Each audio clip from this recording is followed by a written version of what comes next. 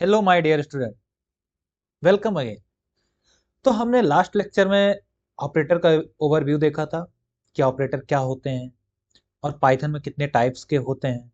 तो आज हम स्टार्ट कर रहे हैं सबसे बेसिक और सबसे इम्पॉर्टेंट ऑपरेटर से, जो है हमारा क्या, अर्थमेटिक ऑपरेटर। तो सबसे पहला क्वेश्चन ये है कि अर्थमेटिक ऑपरेटर है क्या। तो अर्थमेटिक ऑपरेटर जो होता है ये हमारा मैथमेटिकल ऑपरेशन परफॉर्म करने के लिए यूज होता है। किस पे? न्यूमेरिक वैल्यू पर या फिर वेरिएबल पे, जो न्यूमेरिक डाटा टाइप के होते हैं उनमें, उनके लिए यूज होता है। जैसे हमारा क्या हुआ, एडिशन हुआ, सब्ट्रैक्शन हुआ, मल्टीप्लिकेशन हुआ या फिर डिवीजन हुआ। सिंपल वर्ड में अगर कहूं तो जब भी पाइथन में नंबर के साथ में कैलकुलेशन करनी है तो हम अर्थमेटिक ऑपरेटर यूज करते हैं। इसी वजह से इन्हें बोलते हैं हम फाउंडेशन ऑफ एनी कैलकुलेशन।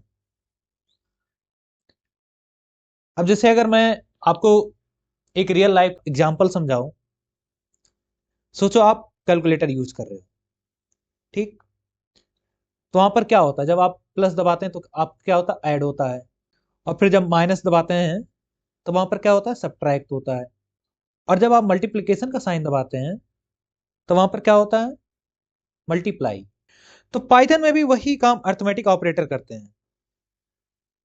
तो इसमें हम देखते हैं कि कौन कौन से अर्थमेटिक ऑपरेटर होते हैं पाइथन में, जिनमें से हमारा क्या है, सबसे पहला क्या, एडिशन है। इसका काम क्या होता है, दो नंबर को ऐड करना। फिर अगला हमारा क्या, सब्ट्रैक्शन है। इसका काम क्या है, दो नंबर को सब्ट्रैक्ट करना। मल्टीप्लिकेशन क्या, दो नंबर को मल्टीप्लाई कर देना। नेक्स्ट है हमारा क्या, डिवीजन। यहाँ पर आपको दो डिवीजन दिख रहा है, इससे आप कंफ्यूज होंगे। आगे हम एक एक को डिटेल में समझते हैं। यहाँ पर एक है फ्लोट डिवीजन। ये हमारा जब दो नंबर को डिवाइड करते हैं तो हमें फ्लोट में आउटपुट देता है। और तीसरा है फ्लोट डिवीजन, ये हमें इंटीजर में आउटपुट देता है। इसके बाद हमारा क्या आता है, एक्सपोनेंट। और फिर नेक्स्ट में आता है क्या, मॉडुलस।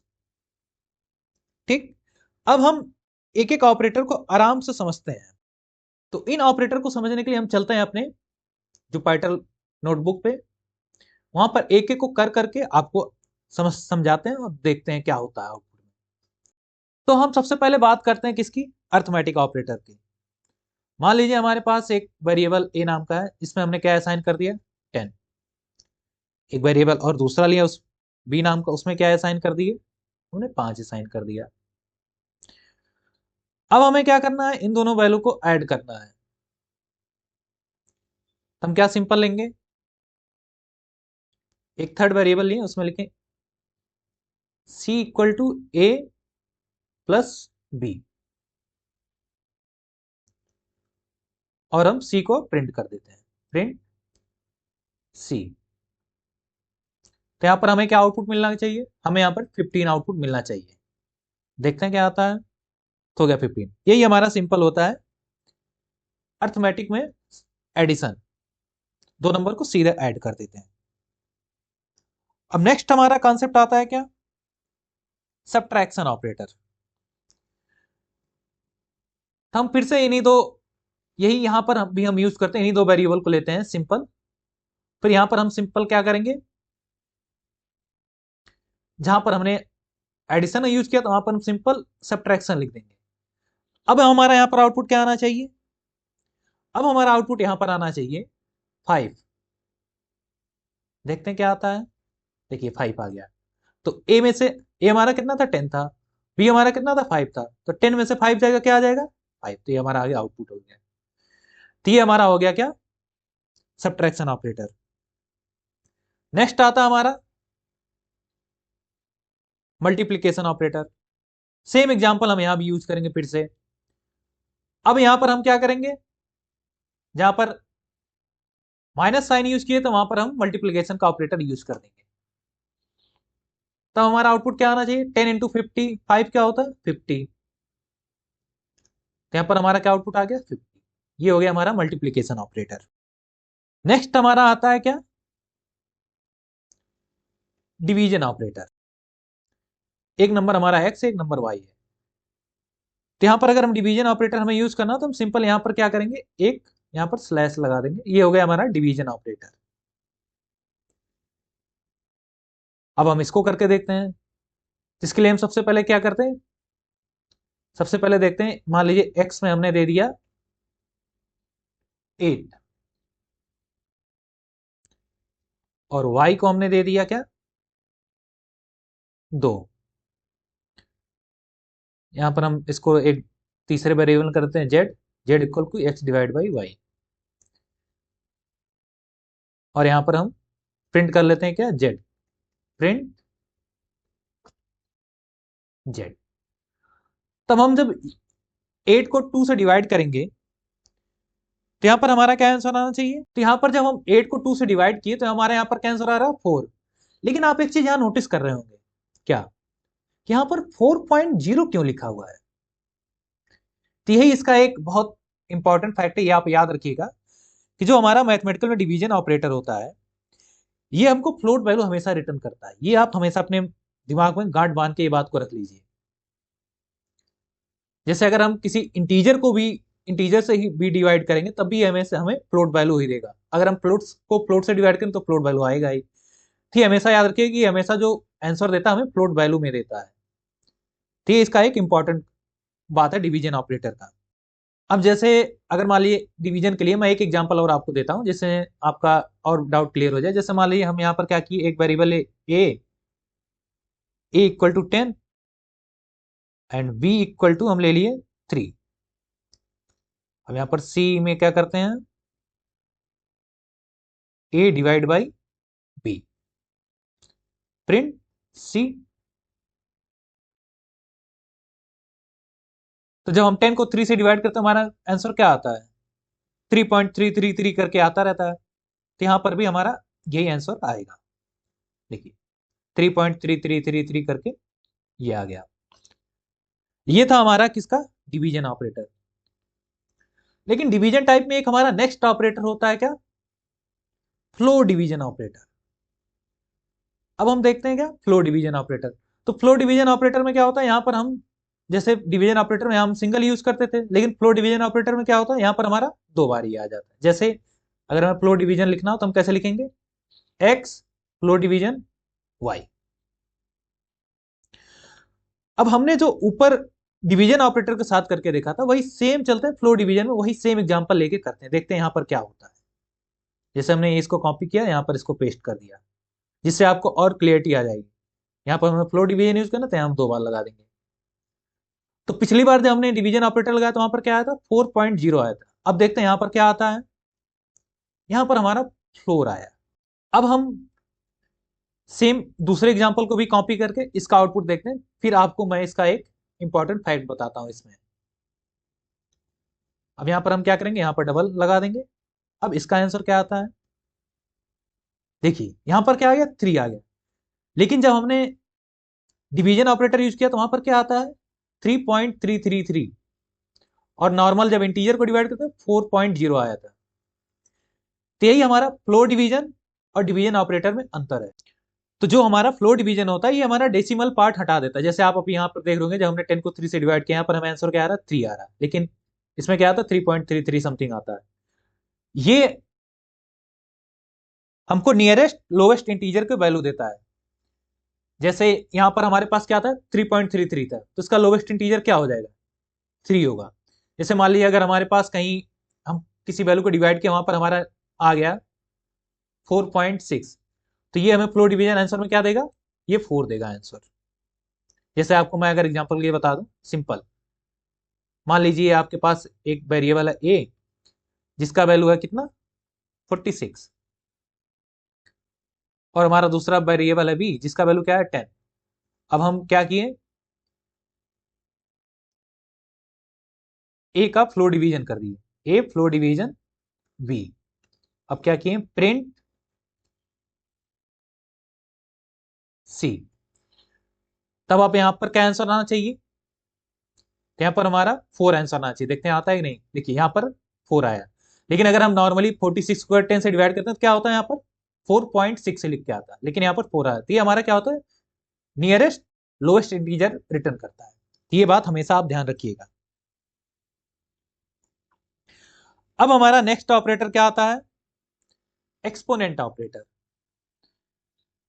अब यहाँ पर एक्सपोनेंट वर्ड सुन के आप कंफ्यूज मत होइए। एक्सपोनेंट मतलब वही होता है कि जैसे हम पावर में वैल्यू निकालते हैं, जैसे 2 के पावर समथिंग। जैसे मैं आपको अगर दिखाना चाहूं, जैसे आप 11th 12th में पढ़े होंगे 2 के पावर 4 या फिर 2 के पावर 2। तो 2 के पावर 2 क्या होता है? 2 इंटू 2, तो इसका वैल्यू क्या हो जाएगा? 4। 2 के पावर 4 क्या होता है? 2 इंटू 2 इंटू 2 इंटू 2, ये क्या हो जाएगा हमारा? 16। या फिर सिमिलरली देखें 3 के पावर 2, तो ये क्या हो जाएगा? 3 इंटू 3 इक्वल टू 9। तो यही होता हमारा एक्सपोनेंट पाइथन में। पाइथन हम इसको कैसे लिखते हैं? पाइथन में हमें लिखने के लिए एक्सपोनेंट को हम यूज करें, जैसे मान लीजिए हमें यही लिखना है 3 के पावर 2, तो हमारा पाइथन में लिखाएगा 3, फिर ये वाला साइन 2 बार, ठीक है, फिर यहाँ पर 2। ये हमारा यही चीज लिखा हुआ है और हमारा आंसर आ जाएगा 9। चलिए हम इसको करके देखते हैं। अभी हमने क्या लिया था?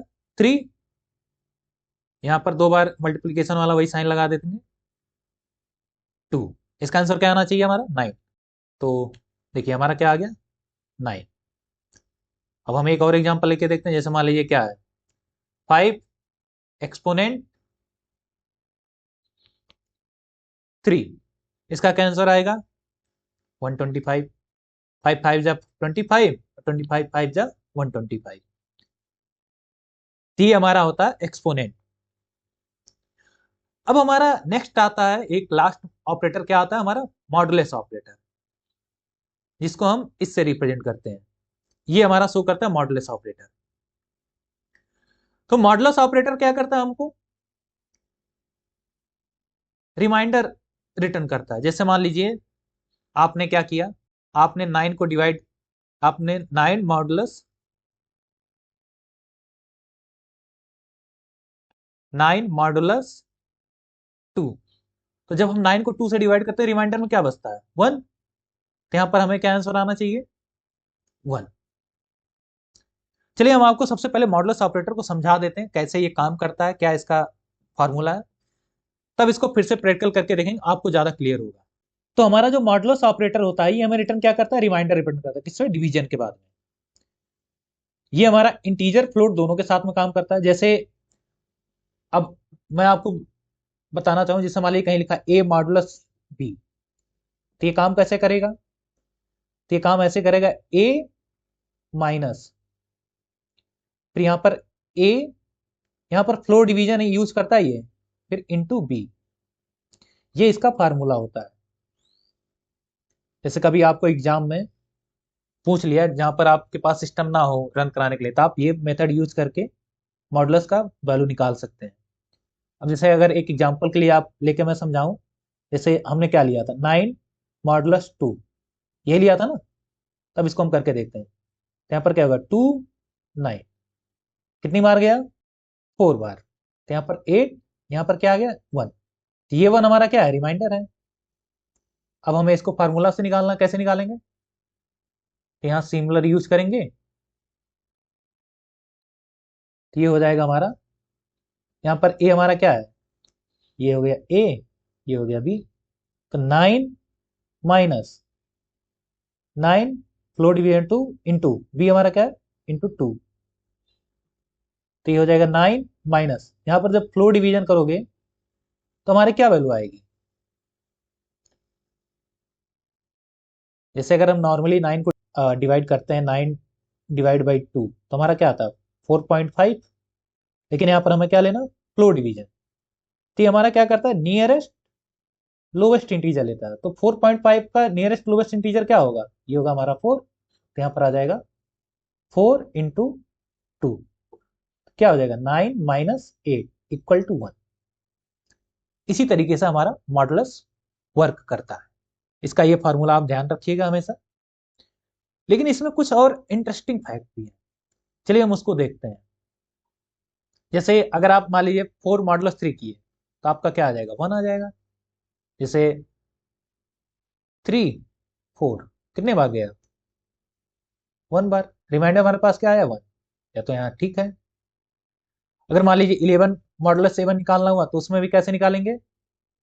7 11, ये कितनी बार जाएगा? 1 टाइम्स, यहाँ 7। रिमाइंडर क्या आ जाएगा 4, तो हमें रिटर्न कर दिया। अब नेक्स्ट हमारा क्या आ गया 2 मॉडुलस 3। अब इसका हम निकालते हैं, यहाँ रिमाइंडर क्या आएगा, यहाँ पर होगा 3 2। अब यहाँ से 2 3 से डिवाइड होगा नहीं, यहाँ पर हम क्या लगाएंगे पॉइंट, यहाँ पर एक 0, ये कितनी बार जाएगा 6 टाइम 18, यहाँ रिमाइंडर क्या है 2, तो ये हमारा हो गया रिमाइंडर।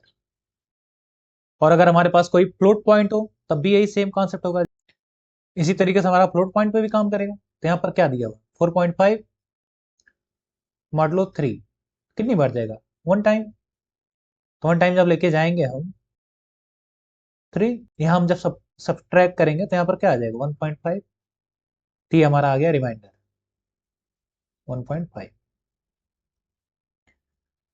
अब इसमें एक इंटरेस्टिंग कॉन्सेप्ट आता है कि जैसे मान लीजिए अभी तो वहां पर हमारे पास क्या था, सारे जो वैल्यू थे वो क्या थे पॉजिटिव थे। अगर हमें कोई निगेटिव दे दिया तो जैसे मान लीजिए अगर ए मॉडलो बी है, इसमें से या ए निगेटिव हो जाए या हमारा बी निगेटिव हो जाए या फिर हमारा दोनों ही निगेटिव हो जाए, तो उस केस में हमारा क्या आंसर होगा। यही पर ये बहुत ट्रिकी कॉन्सेप्ट है, इसको आप बहुत आराम से समझिएगा, पूरा ध्यान से समझिएगा ये कॉन्सेप्ट को। अब जैसे अगर आप यहाँ पर देख रहे होंगे, अगर हम सिंपल दोनों जब पॉजिटिव है 4 मॉडलो 3 निकाल रहे हैं तो यहाँ पर हमारा सिंपल आ रहा है 1, लेकिन जैसे ही हमारा ये -4 हुआ तो यहाँ पर क्या आंसर आ रहा है 2, और यहाँ पर जब हमारा डिवाइजर -3 हुआ तब क्या आ रहा है -2, लेकिन जब दोनों माइनस है तब क्या आ रहा है, यहाँ पर आ रहा है -1। अभी हमने जो आपको पीछे फार्मूला बताया था A modulo B equal to, क्या बताया था हमने, A minus A floor division B into B, यहां पर ये फार्मूला आपका काम आएगा। आप बिना इस फार्मूला के इसको नहीं सॉल्व कर सकते हैं, आपका आंसर गलत हो जाएगा। वैसे इसमें ट्रिक होते हैं, लेकिन हम आपको एक एक करके बता रहे हैं। जैसे मान लीजिए, फिर इसके बाद हम इसको सिस्टम में भी करके दिखाएंगे। जैसे सबसे पहला हम ये लेते हैं, कौन सा लेते हैं -4 मॉडलो 3। तो सबसे पहले एक छोटा सा कॉन्सेप्ट है, बहुत इंपॉर्टेंट कॉन्सेप्ट है, आप उसको देख लीजिएगा कि जैसे हम 4/3 अगर निकालते हैं तो यहाँ पर क्या आएगा 1.33, लेकिन अगर हमें इसका फ्लोर डिवीजन निकालना हो तब यहाँ पर क्या आएगा हमारा, जैसे अगर हमें 4 का फ्लोर डिवीजन 3 निकालना है तब यहाँ पर क्या आएगा 1, क्योंकि ये नियरेस्ट लोएस्ट इंटीजर देता है। लेकिन अब यही हम आते हैं किसमें, निगेटिव नंबर के केस में। जैसे आप अगर कभी डिवाइड करें -4/3, इसको हम ऐसे भी लिख सकते हैं -4/3, तो इस केस में हमारा क्या आएगा, यहाँ पर आएगा -1.33। तो माइनस के केस में क्या होता है कि जैसे आपका ये नंबर सिस्टम है, मान लीजिए ये है आपका नंबर सिस्टम, ठीक, ये हो गया 0, ये हो गया -1, ये हो गया -2, यहाँ पर होगा 1, यहाँ पर होगा 2। अब नियरेस्ट लोएस्ट इंटीजर माइनस के केस में क्या होगा, हमारा इस साइड में आएगा, तो इसी वजह से यहाँ पर क्या आ गया हमारा -2। तो ये कॉन्सेप्ट आप ध्यान रखिएगा, ये बहुत इंपॉर्टेंट कॉन्सेप्ट है। तो यहाँ पर जब -4 करेंगे, यहाँ पर क्या आ जाएगा -2, ये हो गया हमारा फ्लो डिवीजन। अब हम यही वैल्यू किस में रख देंगे, फार्मूला में पुट कर देंगे। यहाँ पर हमारा ए क्या था, ए की वैल्यू है -4 और बी की वैल्यू क्या है 3, तो इसमें जब हम पुट करेंगे क्या हो जाएगा, यहाँ पर हो जाएगा -4 माइनस -2 इंटू 3, तो हो जाएगा -4 माइनस इंटू -6, यहाँ पर इसके हमारे क्या वैल्यू आ जाएगा, ये आ जाएगा हमारा 2, ठीक है, और हमारा इसका आंसर आ गया। अब ये तो हमारा इस केस में हो गया। अब दूसरे केस में हम देखते हैं कि जब हमारा क्या है 4 तो पॉजिटिव है लेकिन हमारा 3 निगेटिव हो, उस केस में यहाँ पर आंसर क्या आ रहा है -2। फिर वही सेम स्टेप यहाँ फॉलो करेंगे, तो यहाँ पर हमारा आंसर क्या आ जाएगा -2, क्योंकि यहाँ पर फ्लो डिवीजन हम यूज किए हैं। फिर यहाँ पर जो वैल्यू है इसको हम फार्मूला में रख देंगे, जो अभी ऊपर हमने फार्मूला बताया था। तो यहाँ पर क्या होगा 4 माइनस -2 इंटू -3, तो ये हमारा क्या आ जाएगा, 4 माइनस 6 इक्वल टू क्या आ जाएगा, -2। तो यहाँ पर हमारा आंसर आ गया -2। तो अभी आप लोगों ने एक चीज नोटिस किया होगा कि जो साइन हमारा इसका है डिवाइजर का, वही साइन हमारा किस में आ रहा है, रिजल्ट में आ रहा है। तो आप सब ये मन में एक गांठ बना के रख लीजिएगा, जब भी हमारा डिवीजर निगेटिव होगा तो हमारा मॉडुलस का रिजल्ट निगेटिव आएगा। जैसे ये आपका मान लीजिए ये है a बाई बी, हमारा b क्या है, b डिवाइजर है। तो b का अगर साइन निगेटिव है तो हमारा रिजल्ट भी निगेटिव आएगा। अगर b का साइन पॉजिटिव है तो हमारा रिजल्ट भी पॉजिटिव आएगा मॉडुलस का। तो ये आपका ट्रिक है, इसको याद रखिएगा हमेशा। चलिए हम इसको करके भी दिखा देते हैं आपको, तो आपको ज्यादा क्लियर होगा। हमारा पहला एग्जाम्पल क्या था, यही वाले थे सब। चलिए हम इनको रन कर देते हैं। जब 4 मॉडुलो 3 की क्या आया, 1 आया। फिर 11 मॉडुलो 7 की क्या आया, 4 आया। 2 मॉडुलो 3 की क्या आया, हमारा 2 आया। यही हमने आपको थ्योरी में भी बताया था, ठीक है। अब हमारा नेक्स्ट एग्जाम्पल क्या था, 4.5 मॉडुलो 3। इसका देखते हैं क्या आता है। इसका हमारा क्या आया था, 1.5 आता है, यहाँ भी 1.5 आ रहा है। अब इसके बाद सबसे नेक्स्ट पार्ट हम करने वाले हैं साइन वाला, जो सबसे इंटरेस्टिंग पार्ट है। देखिए यहाँ भी सेम वही आ रहा है जो हमने आपको समझाया था। अगर डिवाइजर का साइन नेगेटिव है तो हमारा रिजल्ट भी नेगेटिव आएगा। अगर डिवाइजर का साइन पॉजिटिव है तो हमारा रिजल्ट भी पॉजिटिव ही आएगा। तो आप इसके साथ एक्सपेरिमेंट कर सकते हैं। तो यही था हमारा सब अर्थमेटिक ऑपरेटर। तो आज हम अर्थमेटिक ऑपरेटर को डिटेल में समझें, बेसिक से लेके थोड़ा ट्रिकी क्वेश्चन जैसे मॉड्यूल्स में आपको समझाया था। नेक्स्ट लेक्चर में हम देखेंगे रिलेशनल कंपैरिजन ऑपरेटर, जहां हम सीखेंगे पाइथन कैसे ट्रू और फॉल्स डिसाइड करता है। थैंक यू बच्चों, मिलते हैं नेक्स्ट लेक्चर में।